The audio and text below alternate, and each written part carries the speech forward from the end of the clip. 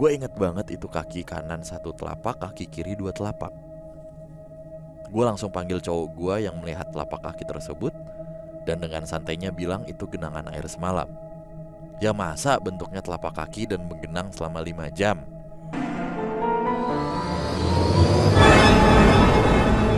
Oke, kita lanjut bercerita. Balik lagi nih episode kali ini. Tadi siapa gue denger ada yang dari Muara Bungo ya? Oh, ini dia minta disebutkan namanya, katanya di Spotify. Oke. Gitu. Ini ngingetin lagi ya buat teman Kliwon di YouTube channel PMK, jangan lupa untuk mampir ke Spotify kita. Ya. Terima kasih banget buat teman Kliwon karena berkat kalian selalu setia dengerin kita, dengerin kami. Kita ini ya konsisten di 10 besar. Betul. Terima kasih. Thank you banget. Ya, oke. Yuk. Selamat malam warga Kepulauan Seribu. Udah lama kita gak dapet cerita dari Pulau Seribu. Terakhir malah kita ke Pulau Seribu menceritakan misteri lumayan panjang waktu itu kita cerita tentang Pulau Seribu ya udah lumayan lama banget di tahun pertama PMK ada. Oke. Episode 3. Hai, gua Paramita. Gua mau cerita pengalaman yang menurut gue cukup membuat gue merinding di salah satu pulau di Kepulauan Seribu. Disclaimer dulu di awal, gue bukan orang yang sensitif untuk hal-hal gaib ya. Demikian juga dengan cowok gue yang ada dalam cerita ini. Tapi karena kok kayaknya gak ada penjelasan logis yang bisa kami simpulkan, akhirnya disimpulkanlah kalau kayaknya ini rada-rada mistis. Oke, mari kita mulai. Ketika PPKM berakhir di bulan Oktober lalu, gue sama cowok gue pengen liburan dan akhirnya kami pergi ke salah satu pulau di Kepulauan Seribu. Sengaja ambil cuti di weekday biar gak rame. Kami sampai hari Selasa siang dan pulang hari Rabu sore. Kami sampai sekitar jam 11 siang. Sewa sepeda, makan siang, lalu mencari hotel tempat menginap. Setelah naik sepeda dari ujung ke ujung, kami memutuskan untuk mencari penginapan. Cowok gue pun masuk ke gerbang penginapan yang terbagi atas 2 bangunan. Satu bangunan dari semen gitu, ya kayak kos-kosan lah. Dan satu bangunan lagi seperti rumah panggung yang terbuat dari kayu dan lebih mepet dengan laut. Gue sebagai pecinta pantai dan lautan tentu pilih kamar yang mepet lautan. Apalagi ada balkon kecil buat ngobrol-ngobrol sambil kena angin laut. Ibu pemilik penginapan pun menyambut kami dan mengajak kami melihat kamar yang kami pilih untuk bermalam. Katanya sejak pandemi wisatawan sangat menurun jumlahnya. Meski demikian, beliau sampaikan kalau tiap hari kamar dibersihkan dan tetap dijaga kebersihannya. Pas masuk ke kamar tersebut, ya namanya kamar gak pernah dipakai lah ya. Hawanya pengap banget. Jendela juga cuma 2, kecil banget. Yang pas kami datang juga lagi gak dibuka. Jadi bener-bener gak ada udara yang muter di dalam ruangan tersebut. Cowok gue langsung nyalain AC dan kipas. Karena itu kamar benar-benar panas banget. Mungkin ya karena jam 1 siang juga, pikir gue. Padahal kamarnya besar kok. Ada 2 kasur segede ukuran queen dan ada 2 kasur single. Yang ditata sih kasur queen aja di lantai tanpa dipan. Dan 2 kasur single disandarkan di tembok aja. Pas masuk selain nyalain AC dan kipas, kami juga buka pintu kamar mandi yang ada di dalam kamar. Toilet dan shower mandi ada di ujung kiri kamar mandi. Jadi kalau masuk harus belok dulu untuk mandi dan buang air. Jadi kalau lo duduk di toilet kamar mandi tersebut, shower ember dan gayung ada mepet di sebelah kanan lo. Dan lo akan menghadap pintu kamar mandi yang berjarak 2 meter dari kloset. Dinding kamar mandi juga terbuat dari kayu dengan lantai kamar mandi dari batu yang menyerap air. Dengan penuh ide dan kreativitas, kami pun menyeram lantai kamar mandi. Dengan maksud kamar mandi juga bisa kasih hawa dingin di kamar. Oke, ternyata enggak, iya. Sotoy sih sebenarnya itu katanya. Karena matahari lagi panas-panasnya, kami berniat nonton TV. Mungkin karena lama gak dipakai atau emang tuh TV udah tua aja, remote udah gak berfungsi. Dan tombol-tombol yang ada di TV jadi agak random.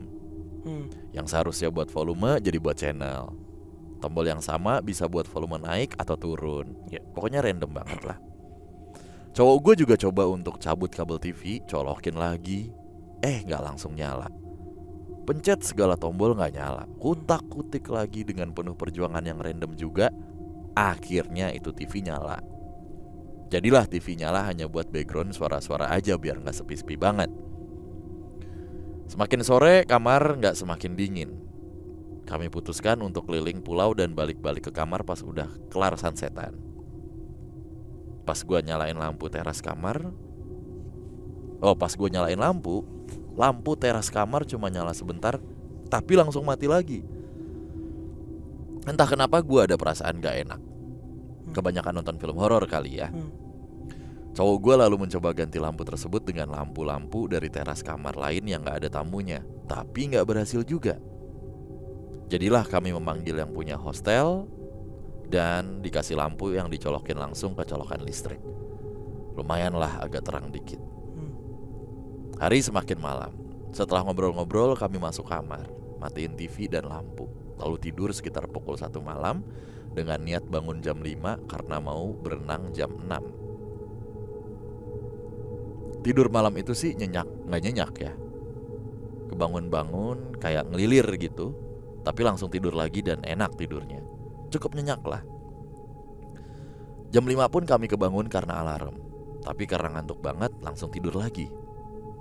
Tiba-tiba sekitar jam setengah 6 sampai 5.40 gue kebangun lagi.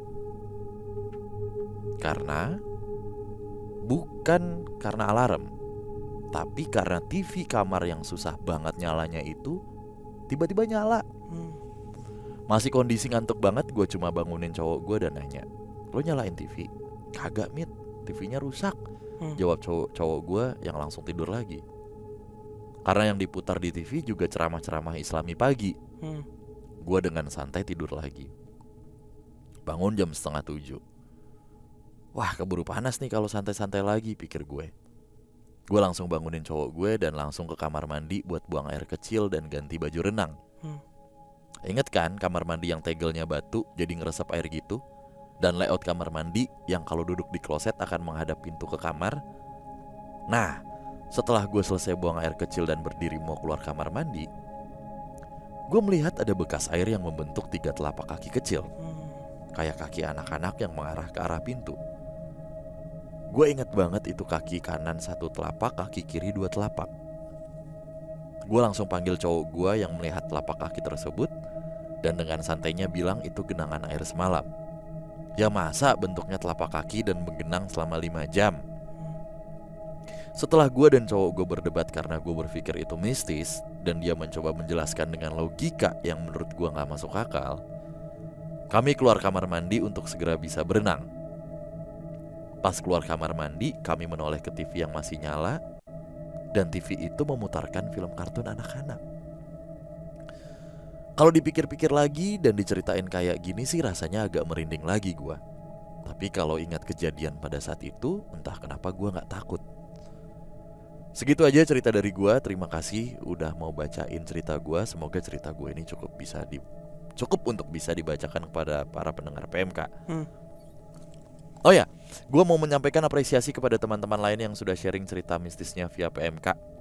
Ternyata menulis itu gak gampang ya. Betul. Apalagi buat tipe-tipe gue yang jarang nulis cerita untuk dibacakan kembali oleh orang lain. Para kontributor pada keren-keren banget. Dan apresiasi juga buat Bimo dan Danu yang membacakan dengan baik, menarik dan seru. Take care everyone, thank you. Thank you Mbak Paramita ya. Rusadi, oh bukan. Jejak kaki kecil di Pulau Seribu. Oke, kita mau sedikit ngobrol tentang hari ini ya. Jadi ada talas, bawang goreng. Enggak. Jadi yang pertama gue mengawali dari kalimat terakhirnya Mbak Mita tadi, yang mana sebenarnya udah sering kita sampaikan nih ke teman Kliwon semuanya yang sering bertanya, kenapa sih cerita ini bisa tayang di 3 channel horor sekaligus yang tipenya sama dengan membacakan ulang gitu ya, atau bahkan lebih gitu. Yang berarti cerita tersebut ya walau-walam bisawab sebenarnya, bener atau tidaknya, tapi secara penulisan dan secara struktur itu berarti enak untuk dibacakan. Tidak ada bukan typo ya. Kalau typo masih bisa kita iniin lah, tapi struktur penulisannya tuh bagus. Dan itu salah satu syarat mutlak gitu untuk cerita tuh bisa lolos kurasi. Karena sempat ada yang komen, wah cerita gue kayaknya gak lolos kurasi nih gitu. Jadi yang memudahkan untuk dibaca juga. Sama salah satu faktor yang paling penting juga tuh masalah kontennya sih, masalah jelas uniqueness dari si ceritanya gitu. Iya. Kalau dari cerita full itu nggak ada uniqueness yang bisa diangkat gitu ya, entah dari sosok makhluknya, entah dari tempatnya, entah dari background penceritanya, akhirnya nggak layak untuk naikin gitu. Balik lagi, cerita ini bener atau tidak teman-teman sendiri yang bisa menilai dan ambil aja udah gitu ya. Kalau emang beneran ya syukur, kalau tidak ya nggak apa-apa juga gitu. Maksudnya bukan cerita ini ya, tapi cerita yang lain. Nah yang jelas yang lolos kurasi itu juga cerita yang alurnya lumayan, bukan lumayan, tapi alurnya bisa kita terima dengan akal sehat kita gitu. Alur penulisan ya, bukan ceritanya. Kadang tuh ada nih ciri-ciri teman-teman yang mengarang ceritanya tapi kelewatan gitu. Dari paragraf 1 sampai paragraf, ini total ada 10 paragraf, let's say dari paragraf 1 sampai paragraf 6 nyambung nih. Tiba-tiba di paragraf 7 sampai 10 mungkin dia lupa gitu, ada 1-2 benang merah yang nggak diceritakannya tuh nggak runtut gitu. Jadi jumping dan sebutannya jadi beda-beda lah. Ini 2 cerita apa cerita yang sama nih gitu. Karena keasikan nulis dan mengarang mungkin ya.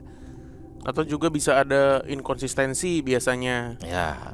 Di awal bilang daerah sini, jaraknya segini dari sini, nah di akhir beda. Kayak gitu-gitulah. Tapi yang jelas ya tadi tuh, kalau kita ngekurasi yang dilihat apa aja sih, yang tadi udah kita sebutin. Iya. Gitu. Oke, sekarang kita ke cerita Pulau Seribu. Waduh, gue kangen banget. Gue selama bacain cerita tuh inget almarhum gue. Dulu kan gue sempet hampir tiap minggu sama si bapak ya. Sama si bapak tuh pasti bolak-balik ke Pulau Seribu. Bukan buat berlibur, kerja bener.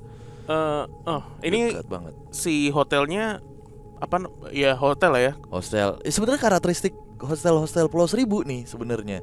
Kalau untuk ini berarti lumayan besar, ya kan? Karena ada beberapa kasur. Kalau yang waktu itu kita sempat main, bukan tempat kita nginep ya. Tapi tempat kita main itu kan agak kecil ya. Kecuali yang ditempatin Ovi dan suami itu gede tuh ya kan. Pinggir pantai banget. Nah, gue mikirnya kayak yang ditempatin si Ovi tuh. Villa-villa benar-benar pinggir pantai, agak gede dikit lah.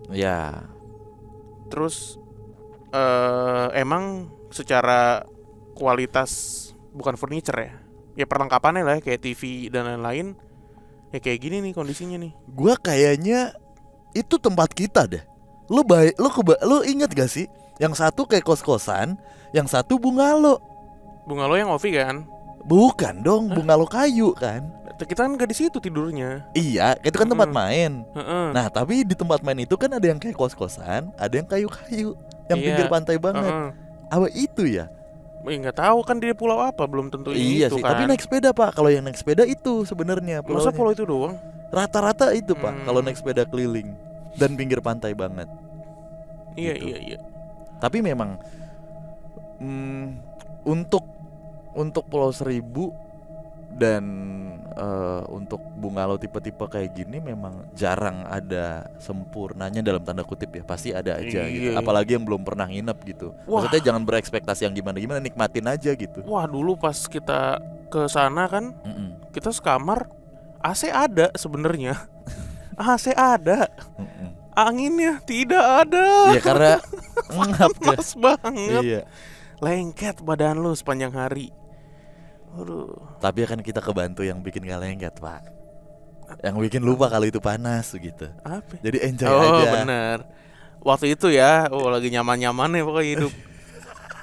Oke, balik ke cerita nih. Si Paramita dan cowoknya menemukan jejak kaki seperti anak kecil, 3 telapak di kamar mandinya gitu pas pagi. Sulit ya memutuskan untuk ini. Gue ada satu kecurigaan. Hantu atau bukan gitu. Gue ada satu kecurigaan sebenarnya. Apa? Mudah-mudahan salah sih tapi. Ini bapak hostel kayaknya. Kalau bapak hostel masa jejak kakinya anak kecil? Lah Dono, bapak RT. Loh, kan ini kan ibu hostel. Nggak mungkin dia ngurusin buat kamar mandi, ngecek teknikal tuh nggak mungkin. Administrasi iya. Untuk teknikal, isi bapak. Apalagi urusannya TV, ya kan? Coba yang di Dono kan juga urusannya TV kan. Makanya kan ditanya dulu, bapaknya ada. Nah, saya sendiri. Urusannya apa? TV juga kan, TV rusak kan? TV rusak, betul. Dari kamar mandi dia ngecek pagi. Water heaternya bagaimana? Ya. Apakah berfungsi dengan normal? Terus kan dia bilang pagi-pagi TV-nya udah bener kan? TV-nya nyala. Udah dibenerin sama bapaknya. Ini bapak ini. Iya. Nyambung kabel tuh. Ini bapak hostel ini. Bapak di film Dono. Loh, kenapa? Bener dong. Mungkin ya. Makanya jejak kakinya seperti anak kecil. Mungkin salah menurut gua. Kita nggak pernah tahu, Cil. Iya. Masa iya siluman yuyu? Oh enggak dong. Kalau siluman yuyu agak nyamping jalannya nyamping. Bukan depan. Jejaknya bukan maju. Jejaknya nyamping. Dan nggak benerin TV juga siluman yuyu. Ini sepertinya ceritanya juga kurang lengkap ya. Nah, apa lagi? Ini kan langsung tidur ceritanya ya. Harusnya kan ada deep talk dulu, ya kan? Namanya lu ini gerah, Pak. Gerah kali ya. Gerah, Pak. Udah enggak kepikiran. Ya. Coba detailnya tadi. Atau jam berapa dia tidur? Jam berapa dia tidur? Jam 1-an. Semakin sore bla bla bla bla bla. Oh, sekitar pukul 1 malam mau tidur. Tidur, enggak bisa. Gerah katanya ya. Gerah. Udah keburu pundung ini, udah keburu ngamut, bener. Iya kali ya. Buat ngobrol-ngobrol. Padahal kan si cowoknya si Paramita udah nawarin ya, kamu mau ini sih lihat tripang gitu kan, udah nawarin. Ya kan di laut bang dari laut di Pulau Seribu kan, cukur dulu bulu babinya. Itu kalau nancep harus dikencingin tuh. Ya kan, bulu babi nyusahin bener dah. Gini nih lagi. Bulu babi. Tolol. Mit mau lihat tripang nggak? Ini trip apa? Tangan Patrick mulai. Sudah keburu nggak mood, akhirnya tidur. Udah keburu punung gerah ini. Padahal udah pengen kasih lihat tripang. Ya Cil ya, yaudah dah, gitu aja. Terima kasih ya, Cuman Kliwon. Bingung beresinnya. Dadah, thank you.